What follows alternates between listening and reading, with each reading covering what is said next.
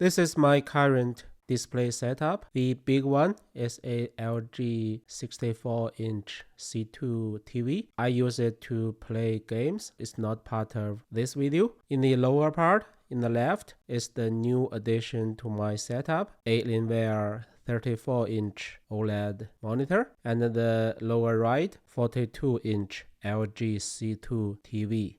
If you have OCD like me, don't worry about the non-parallel edges among the three monitors. I will talk about that later.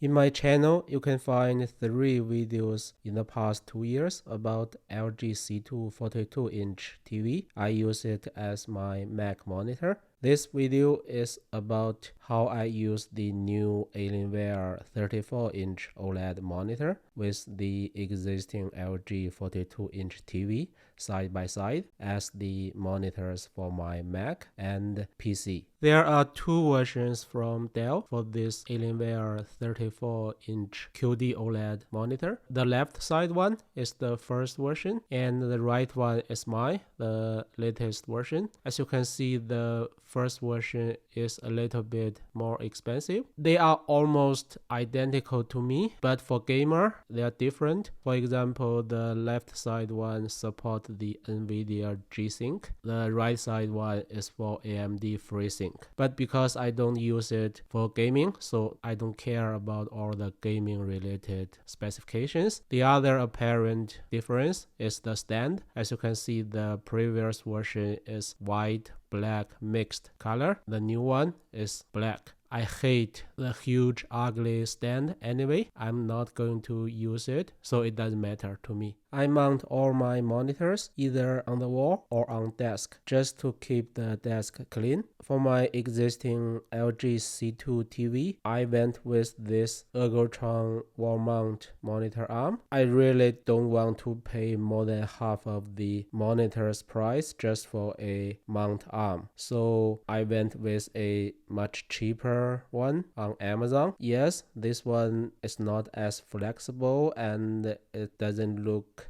as nice as the expensive Ergotron, but I bought it for less than $30, 1/10 of the price for Ergotron, so I don't have any complaint. After I use it to mount the monitor, I cannot even see it and I can move my monitor freely, so I'm happy with this cheap wall mount arm.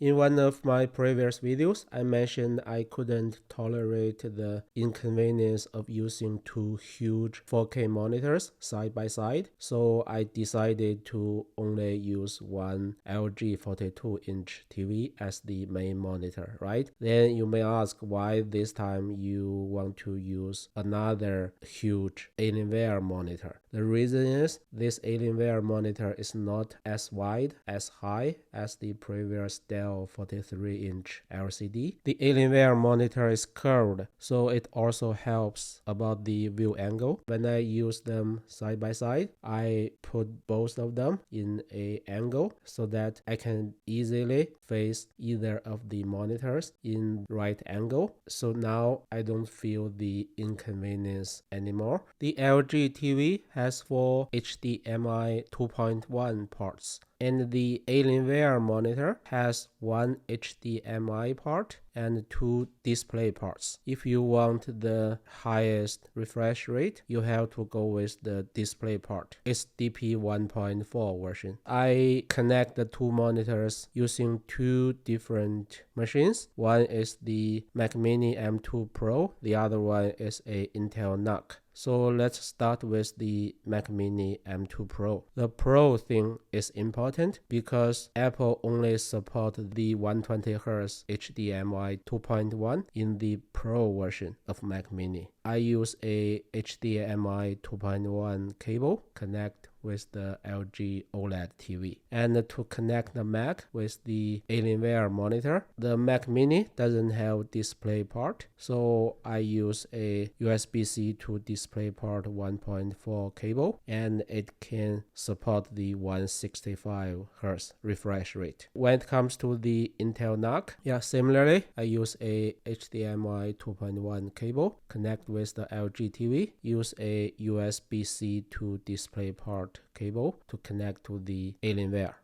On the Mac, if I go to display setting for the LG TV, you can see it's 4K, refresh rate 120Hz, and HDR enabled.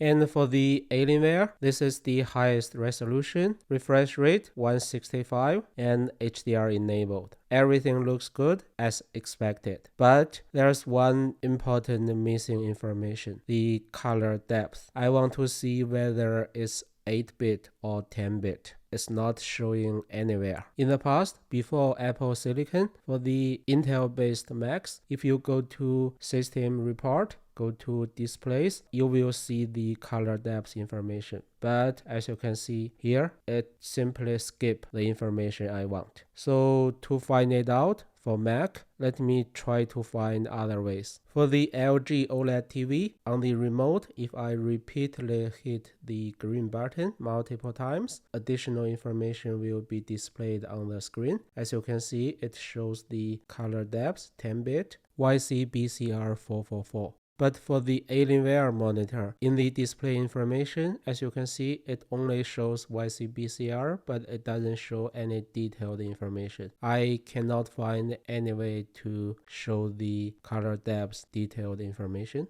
The experience in Windows is much better than Mac. So I go to display setting. The default one is LG, and then go to advanced setting. Yeah, it's 4K, 120Hz.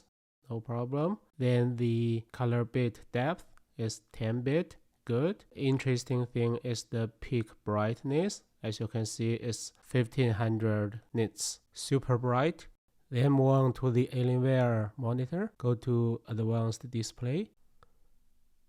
As you can see, the default refresh rate is 100Hz. But the good thing is the color bit depth is 10-bit. If I switch to 165Hz, you can see the color depth drop to 8-bit with dithering. That's a little bit annoying, but at least for me, I cannot observe any difference between 10-bit and 8-bit with dithering. So I'm okay with that. Another surprise is the peak brightness is only 456 nits. It turns out it's due to the monitor's HDR setting. If I go to the Alienware monitor's hardware setting, go to display on Smart HDR, you can see now I have display HDR True Black selected. For more information about True Black 400, you can go to Dell's website. If I change the HDR mode to HDR Peak 1000, then in Windows, you can see the brightness value is close to 1000. So the value is related to the physical monitor setting. Next, let's talk about the different ratios of the two monitors. The biggest concern for me about using the two different monitors side by side is their different ratios. Let me explain it using this diagram. In the left side,